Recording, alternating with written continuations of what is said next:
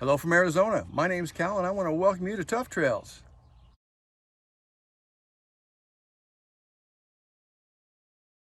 Okay, so if you've been following the channel very much, you know we just completed the 89 tin top project. And before that we did the 94 project.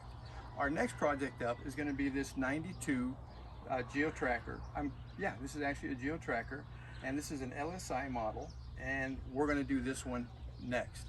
But before we do that, I just want to bring up a lot of the questions and concerns that I get is the high prices of these new vehicles. You know, a Jeep Gladiator, a Bronco, a Land Cruiser, a Hummer, you know, Range Rover. These things, you know, your average price of the vehicles I just mentioned are probably between $80,000 and $100,000. Not that many people want to shell out that kind of money. So what we're going to do, you know, because of popular demand, is basically we're going to publish and post a series of affordable off-roading, and we're going to be talking about Geo Trackers and Vitaras and Suzuki Sidekicks and how affordable they are. And I don't want to use the term budget. A lot of people use, oh, it's a budget off-road, or it's a budget four-wheel drive, or whatever. That's bull. Everybody should have a budget. The term we need to use is efficient, cost-effective, affordable. Those are the things that you want to do. Your goal shouldn't be so much the vehicle that you're riding in, but that countryside, that outdoors, that place that you're trying to get to, that river, that creek, those mountains, those woods, that desert, those kinds of things. Out there exploring and those day-to-day adventures. So today we're going to give you the part one of a 6-part series on the Geo Tracker and its capabilities, what it can and cannot do. We're going to talk about cost, we're going to talk about budgets, we're going to talk about accessories, upgrades, modifications, and those kinds of things. But just to give you an idea that maybe if you don't want to shell out that kind of money for a big name vehicle, you know, 8,200 grand is a lot of money for a lot of people. The payment on that's probably over $1,000. Your insurance is insane. Your cost to maintain it, cost of ownership, is crazy. But hey, maybe we can do something here. So this series of videos is going to kind of show you a lot of the capabilities of this very capable and very underrated off-road vehicle. So stay tuned. That's what's happening next. Let's get her going. Here comes part one right now. Okay, so in part one, we're just going to give you a introduction, and here's a couple of Geo Trackers right here. This is a 94, and this one has 33-inch tires on it. It's got a Kalmany lift system on it, a total of about 3 inches at that point. And this one right here is an 89 tin top. It's got a 2-inch body lift on it. It's got a 2-inch suspension lift system on it, and it's also running some 33-inch tires. And what we do a lot of times is this site right here is you know, fairly close to where we play at. So when we do something new or make a modification or a change, we come out here and we test it. So here you'll be able to see just how capable these little guys are, and that's what this part is about. Just watching these guys, watching them climb, come up the hills and down, and those kinds of things. Oh, I love that sticker, zombie.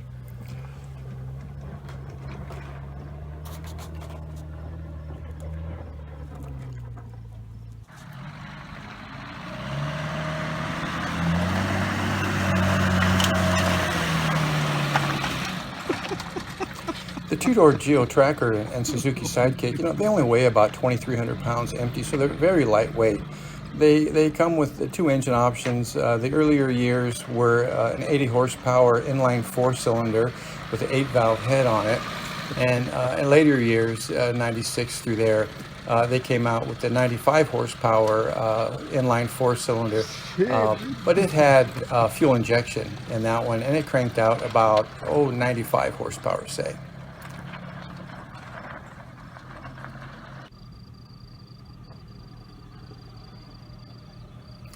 This is actually a quad trail. Look at that. Oh my God.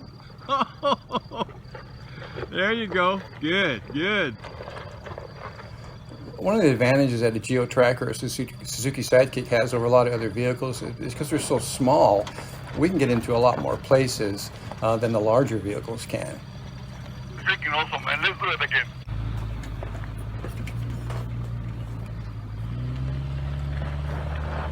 See, in this case, a heavier vehicle is going to be spinning a lot more, or he's going to have to deflate his tires all the way down to about 10 pounds. Fucking badass. Badass.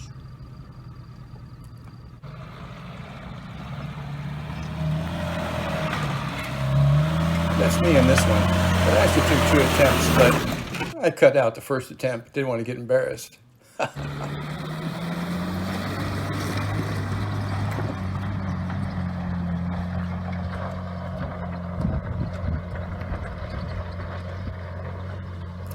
Another long hill, dusty, you know, typical Arizona trail. You know, not real difficult, just a pretty steep incline, but you know, it's nothing for these little trackers.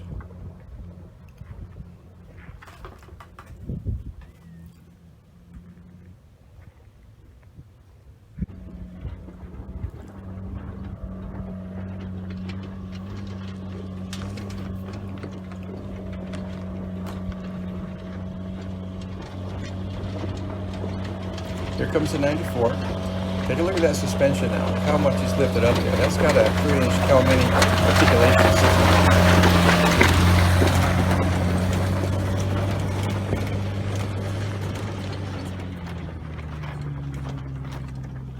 Both of these units are automatic transmissions. I actually prefer automatics because I'm primarily a trail rider.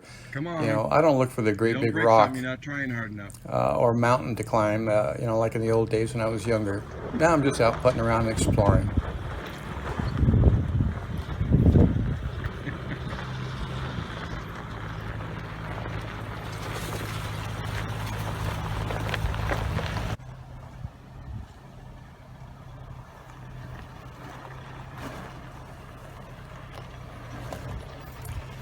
This is a pretty tight canyon wash that we're going through right now. Larger vehicles may have some trouble with this one. There's a couple places where both of our tires touch each wall of the canyon.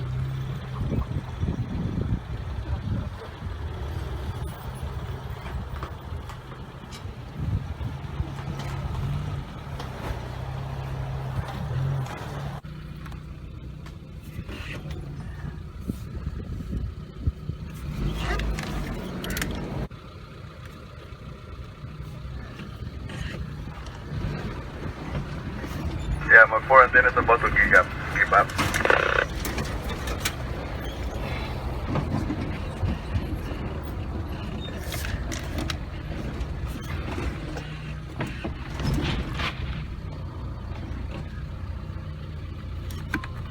Big hole right here, watch out.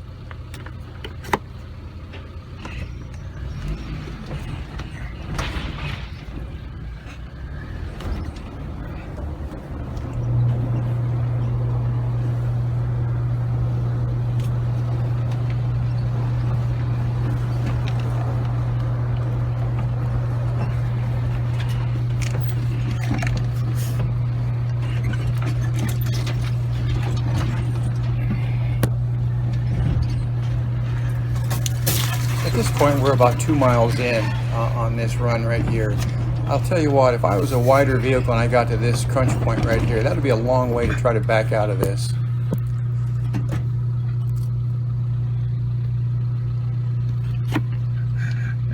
The good news, I think this is the last bad rock. And there's no more road after that.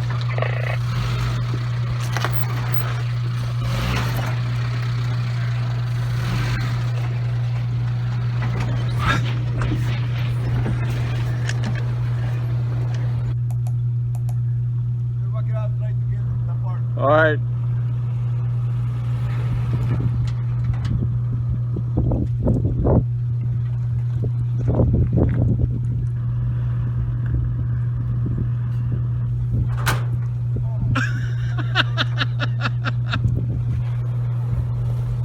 Just spit a spring, but it's pretty easy. We jacked it up and kicked it back in place. We're good.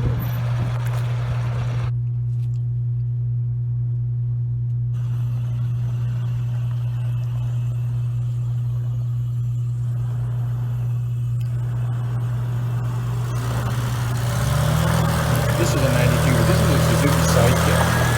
Look at that. In this series, we're actually going to take that from the beginning until what it is there. This here is a 97. Yeah, buddy. Yeah. 97 four-door, and it's thing running has got 33-inch so many tires. get on it. You know, we did all this stuff ourselves. This one's got a professional gig on it.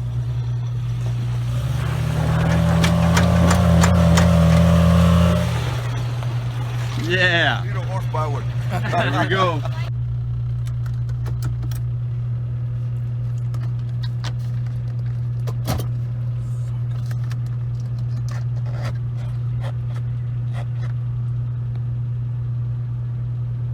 It's a pretty good little hill right here. It's kind of messy towards the top.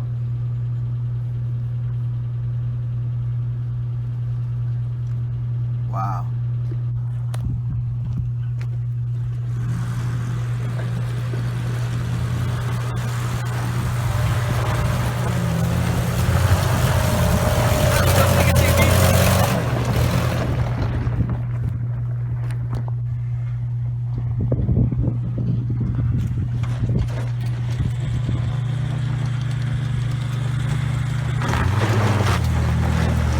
It's actually a new driver in this one. This is his first time.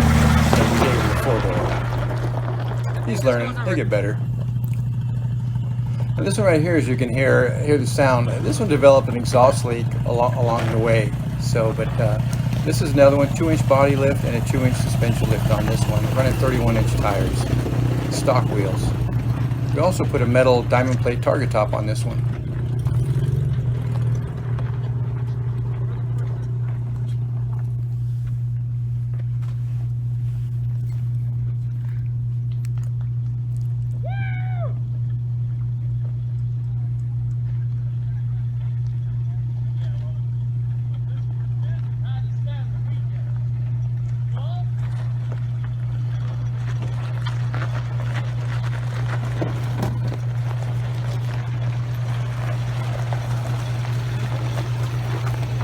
It's a good trail. Yeah, it's a nice one.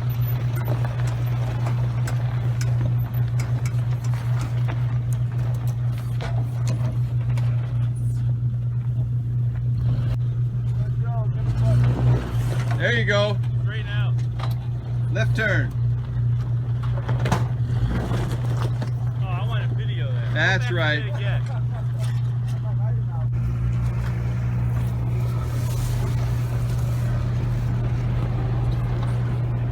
This is beautiful. Also dangerous.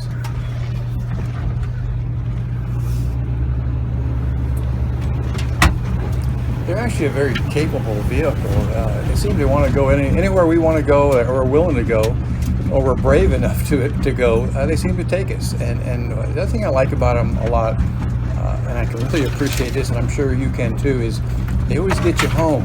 I tell you what, there's nothing worse than breaking down out in the middle of nowhere. Okay, so.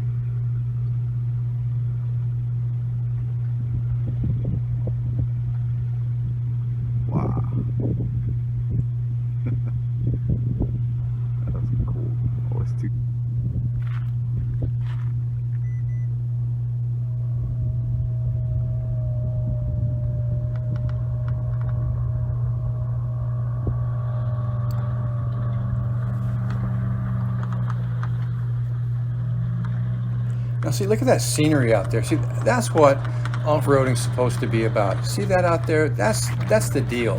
That's the goal. That's the destination. That's what you want to do. You know, you don't have to pay $100 grand to get there. Okay? You know, if you want to talk about price real quick, this guy right here coming down this hill, this tin top, we paid $800 for it. $800. That's it. Okay? Now it's been a few years ago. You know, we got some wheels and tires for $1,000 off of Craigslist. So we did some lift kits on it, those kinds of things. Very affordable. And here was a little reminder that apparently we're in a restricted area.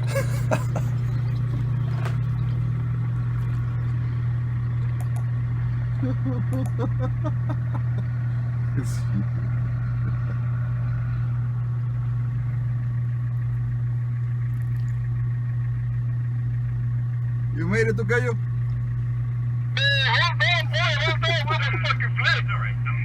All of our rigs have CB radios in them so we can communicate back and forth.